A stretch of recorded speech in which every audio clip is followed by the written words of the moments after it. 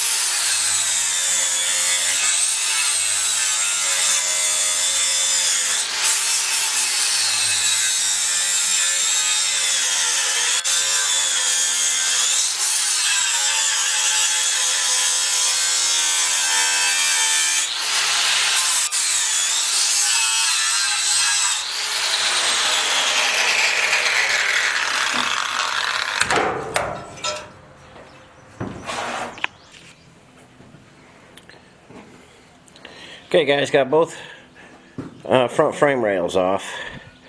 This is a little tender in here, and we got a small hole here in the cross tube. And I'm going to, this is solid enough, I'm going to clean this up, clean all the weld off, and then patch this from the underside. Most of this is in real good shape. This side's a little worse, but again, I'm going to put a patch in from the bottom. I'm just going to cut back a little bit, put a patch in after I get the frame horns fit. So the frame didn't move any. We know we're still in good shape there. So now we just got to take each one of these guys and fit it properly.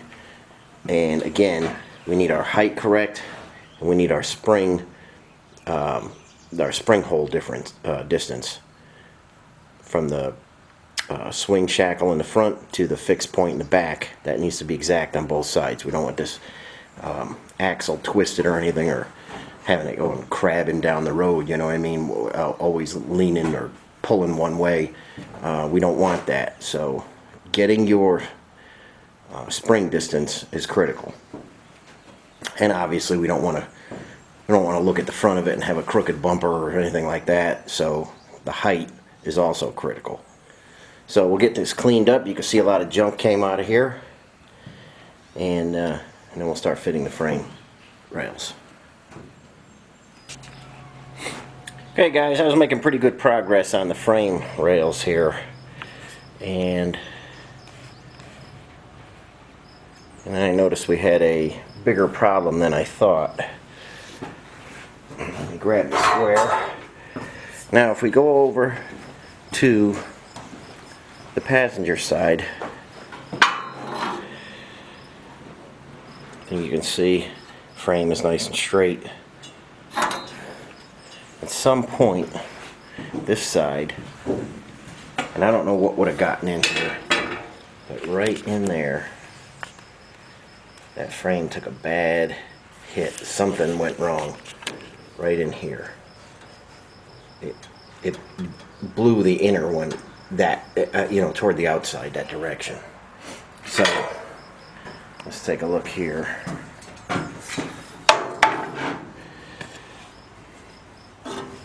Well, hang in there. Let me get better set up here.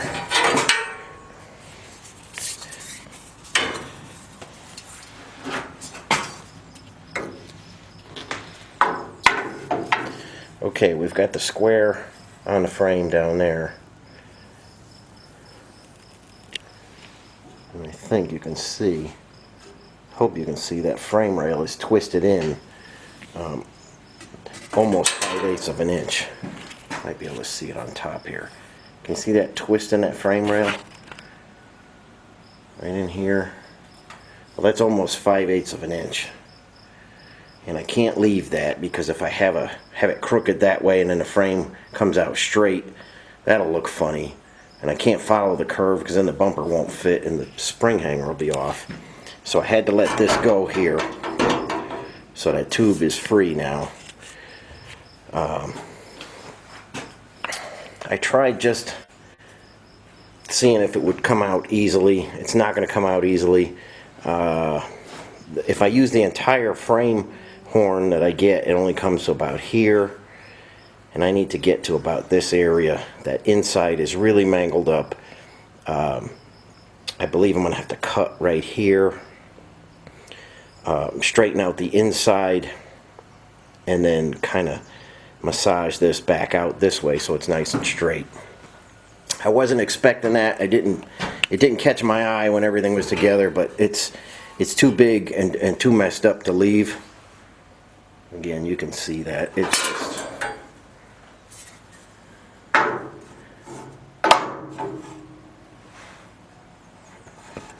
I think you can see how much that is. So that's not good. So the frame rails won't get finished today, but I do have to come in here, carefully cut this out, separate the inner from the outer, straighten all that out, bang the metal back into shape, and get it better than it is. It's just too much of a disaster. This side, not bad. I did have the porta power on there a little bit. This side I was able to bring out enough, and it, you know, it stayed nice. But we've got bigger issues downstream there. You see it gets a little wiggly there. I want to get the front in shape. I want to get this guy, you know, fixed on there again, and we'll take it from there. But I don't know what happened or how it could have taken such a bad hit in there. Unless they had a snowplow hung on this or something. I'm not really sure. But that is a hard hit, and it really tweaked that frame real bad. So next thing I'm going to do is start taking that apart, and we'll just keep jamming on this.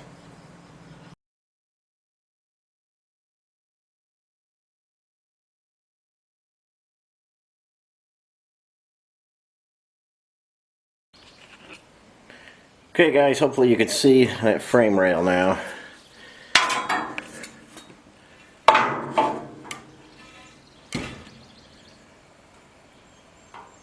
It's nice and straight. I didn't do any grinding yet or anything. I don't have it fully welded yet. Got the top. Got some tacks on the tube to keep that in place. And looking down there, you can see that's nice and straight now. I actually measured the amount of bend it had. It had at the very part of the end of it, at the part of the tube where I cut it, was 1 1/8 pushed in that way. So it was quite a hit it took, and we got that straightened out. Just a couple hour delay in getting that fixed up, but well worth it, because like I say, that the axle won't be twisted now, and it won't want to, you know, drive sideways when you're going down the road. So now I can start fitting this guy, and as you can see, what's going to happen is we'll cut across, then we'll come down on an angle, and then we'll go back in, and we want that to be everything to be perfect on that. So I'm going to set my spring distance. This is within a 32nd of our height we should be.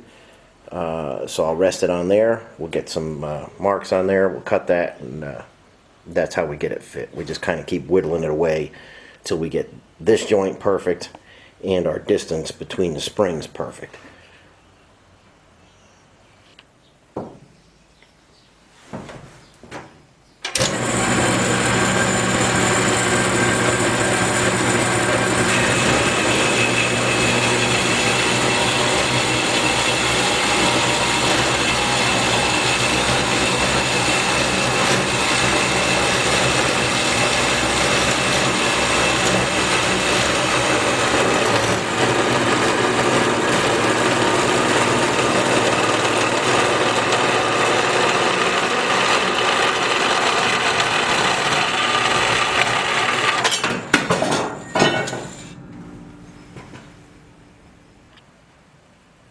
Okay guys, got one side frame rail fit.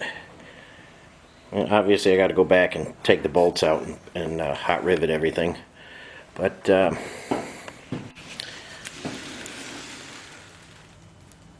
there's our fit. Everything works out nice. We've got to put some weld and bang this down a little bit. The frame rails you get these days, they're real close, but they're not perfect. So you got to do a little tweaking and stuff, but no big deal. Okay, the rail is in. We've got our spring dimension holder there, and those bolts should just slide in and out. That's kind of moving on me, but there should be no tension on those. They should slide in and out easily. So we know our spring eye-to-eye distance is good. I like the fit there, and this rail other than getting everything riveted together, is ready to be tacked on. And we'll move on to this side. Get this one fit, do all the riveting, weld those on, make sure the bumper fits good, get everything jigged up nice, weld everything together, and that'll be the front section of this. We still got things to do, such as fix that, get this frame bent back into shape. Got some more stuff hiding over there on the outside of the frame. We got to do some work, but the major stuff, like the rear cross member and the front frame horns, are critical, so I'm getting those done first. Okay guys, got both sides of the frame rails fit. I test fit the bumper. Everything looks good. Everything's got to be kind of pulled and banged into place, but we got good fits. We'll get this fully welded here, inside, underneath. But like I said, I've got to rivet everything first. I was able to get, you can see them, I was able to get you the EC stamped correct front bumper bolts. If you're watching, John, I got the bolts, the spacers, everything, and that'll make it look good up front. And we'll get these welded on, and then a little more riveting to do in the back on these cross members. I still got to remove the bolts and do some riveting, and then just cut and weld a few patches in there, and we'll be all set to go. So this ate up just about the whole day today, getting these fit and everything. You can't really rush this. If you just go at it with torches and plasma cutters and stuff, you usually wind up getting in a mess. So be careful. I use die grinders, cut off wheels, stuff like that. Keeps everything nice and clean. And everything is lined up perfectly. We have the correct spacing for the springs. Everything is square. Everything's the right height. These are going to come out nice. I just got to weld them in. And we're going to call it quits on this one today. And probably pick up on it tomorrow or another day in the week. But that's about what's involved in putting some front frame horns on. Just keep all your dimensions absolutely perfect and you'll be alright. And we will continue on and get this frame ready to go. So as always, thanks for watching, and I will catch you on the next video.